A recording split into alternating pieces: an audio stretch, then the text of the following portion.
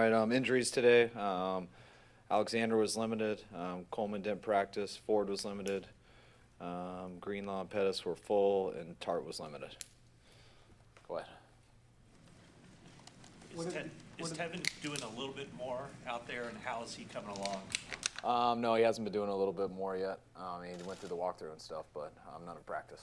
When we talked to you last time, you didn't have the results from the MRI. Were those, did that confirm your initial thought that he was maybe trending towards playing? Yeah, they were positive results. So we'll see how he is next week, but wasn't able to go today.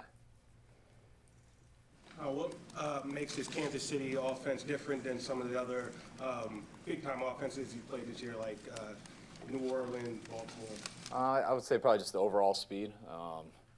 Three receivers, under 4.4, and the quarterback's arm strength. There was a viral clip this week. You were suggesting to a sideline official that there might be a holding call on the play and that happening. How often does that happen during games for you? And is there any sometimes when officials either don't take your advice or actually kind of get annoyed when you're suggesting that kind of stuff? No, I think it's pretty common for all coaches. You just hope when it's man-to-man coverage, you hope the play is on your sideline so you can help alert guys to stuff. Sometimes it's tough for those guys, especially when you have switch releases and receivers moving in and out. So you just try to give them a heads up where we're looking. But sometimes it works, sometimes it doesn't. Usually has to do whether they PI or not. How about your Super Bowl experience help you in this game? How what? How about your Super Bowl experience help you in this game? Just knowing what to expect. I've been through the process before, knowing what's down there, knowing how it goes just media-wise, all the extra commitments you have. You want to keep everything the same, which you try as hard as you can. But it is the Super Bowl. There are some different commitments you have to go to. So knowing the things that will be different already is good for guys who have been there, whether it's coach or a player. Now, beyond Sherm's obvious skills and coverage, what has he meant to this team, sort of in the locker room and by the way he carries himself? I think he's meant a ton. I think you could ask each guy and probably get a little bit of different answer. But he's helped us the most by how he's played. But then always just having a guy who's been there and done that, especially when you have a young team and when you have a guy who guys have grown up watching a little bit, especially over these last 7 years, with him being in these big games like this and even starting out the year 8-0. Going through that and having guys who have been through that and kind of been at the top of the league halfway through and being able to rely on some players who can help echo how tough it's going to be to keep that going. So anytime you guys have guys with experience who have been through it, who are also one of your better players, it helps a ton. How did you devise your practice schedule this week, and what do you think you've accomplished?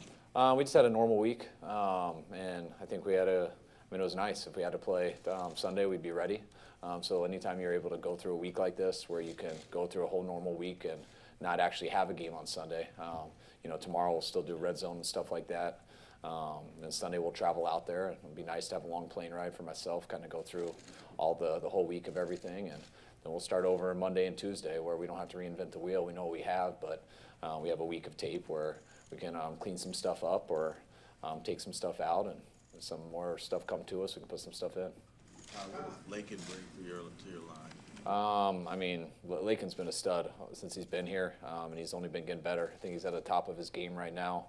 He's playing with a lot of confidence. He has the athletic ability to really move fast and make guys run from numbers to numbers, and he also has the power and size to move people just north and south. Your run blocking scheme seems to have gotten more exotic as you've gone along in your third year. Is that ability of players? Is it guys knowing the playbook more? I think it's a little bit of everything. I think our staff does a real good job. Mike McDaniel and John Benton, just the stuff they look into each week where they can really isolate in the run game.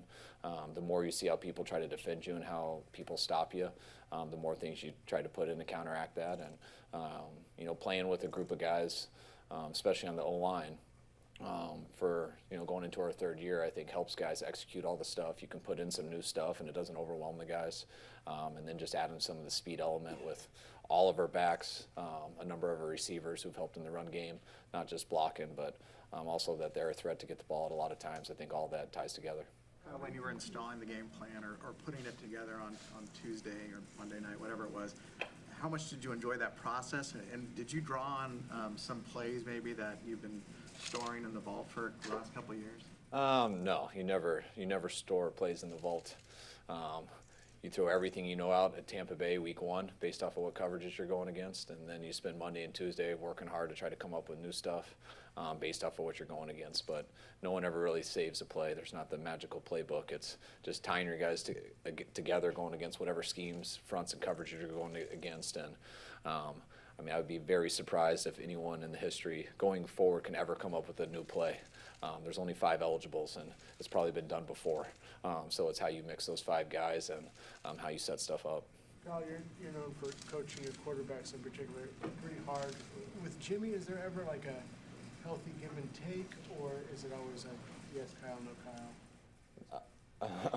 no, Kyle? I mean, Jimmy and I talked to us. I mean, there's always. I mean, I don't know what you mean by give and take. I mean, I'm not like an authoritarian. Is that the right word? Probably shouldn't have tried that. My wife would make fun of me. No, I just talk to him like a normal person. I can be a little bit of a hothead. He's probably a little more calm and has a more even demeanor to him, which I think we pair together very well that way.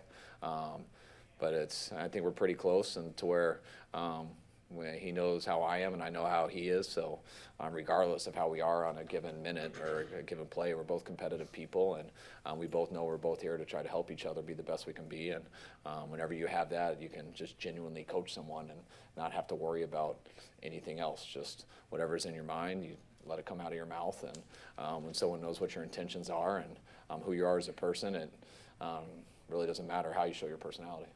When you were talking to Jed York in January of 2017, what was important for you to get from him if he were to become, your CEO? Just how important it was for them to win, just the commitment to it. And, I think everyone says that they're trying to win every single year, but I don't think all teams truly mean it. And, you don't want to go to a team that's just a marketing firm.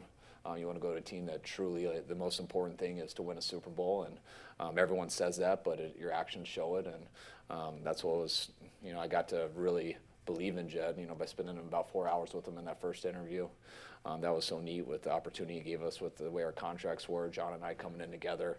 I mean, everything that he said and it backed up, and you never know until you get somewhere because it's always hard off just an interview and things like that. But since I've been here for 3 years now, it's even, whether we started 0-9 or went 4-12 our second year, that's only gotten stronger, and he's validated that more and more each day. How much did the 6-year contract speak to you when you knew that you were the 4th coach in 4 years? I mean, I think it does. I mean, it said a lot. I mean, just in terms of, I think he might have been the one who brought it up first. I can't exactly remember, but, he said he was very committed to trying to turn this around, and which I think everyone's pretty committed to turning things around. But, I always say you want to do it the right way, which is not a quick fix. And you got to.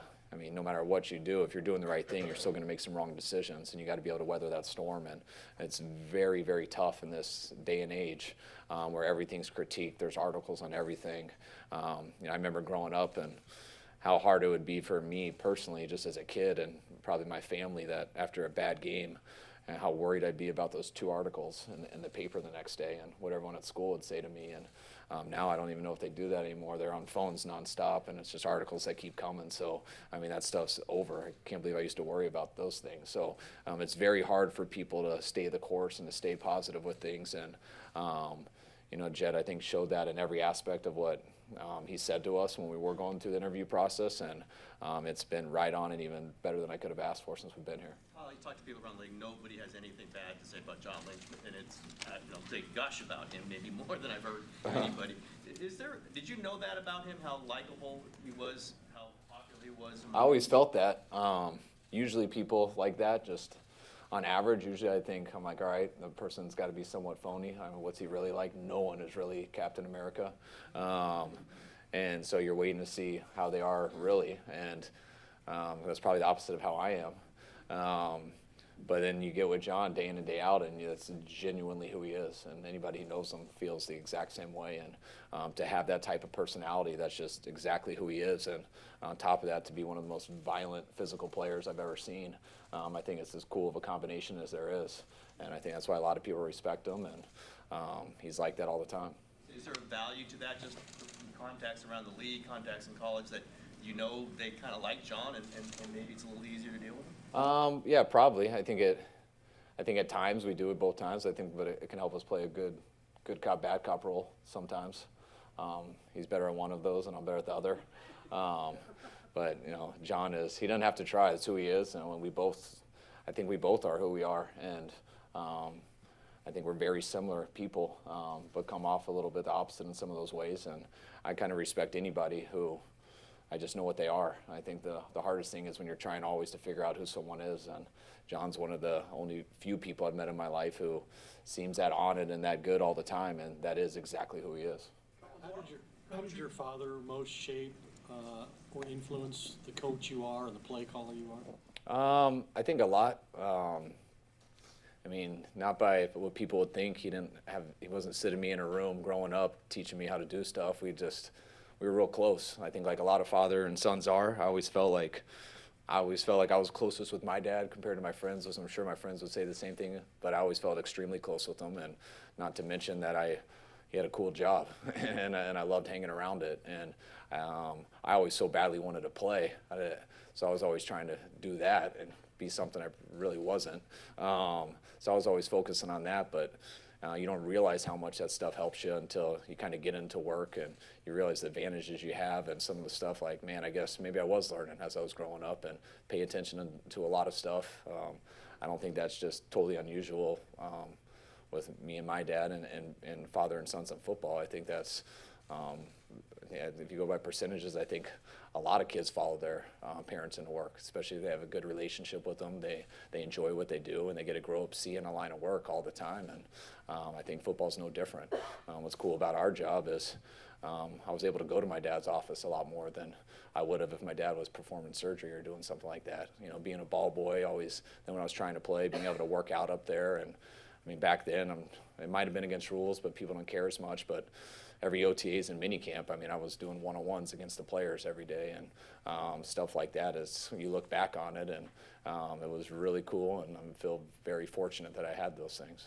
A lot of players say that when they get the install, that it's like Christmas morning. Kyle Juszczyk in particular. Is that enthusiasm and excitement for that unique to them, or is it what you usually see? I think it's what you usually. You hope that. You hope you have guys that really enjoy football. And then you hope that you put together a plan that challenges those guys that they still think they can pull off. The whole part of a plan is putting something together and giving the players confidence that they can go out there and have an advantage. And so you teach the plan, you sell the plan all week, you show them the looks, and it doesn't always start that way, I don't think. But by the time you get to Saturday night, I hope that we've given our players a plan that they're very confident to do. Last one, folks. Coach, in these last hours before you leave for Miami, you've got players out there signing autographs. How important is fan synergy to keep the players fired up as they leave for Miami? I hope our players are fired up regardless, but our fans have been unbelievable this year. Just the way they've traveled and everything. Every game we've gone to, they have traveled unbelievably well. It was one of the way they were in New Orleans blew our minds. It was the coolest thing ever to see the videos after the New Orleans game of our fans going down Bourbon Street and stuff, chanting some of our Niner chants and stuff. It was very risky of them, but also pretty cool.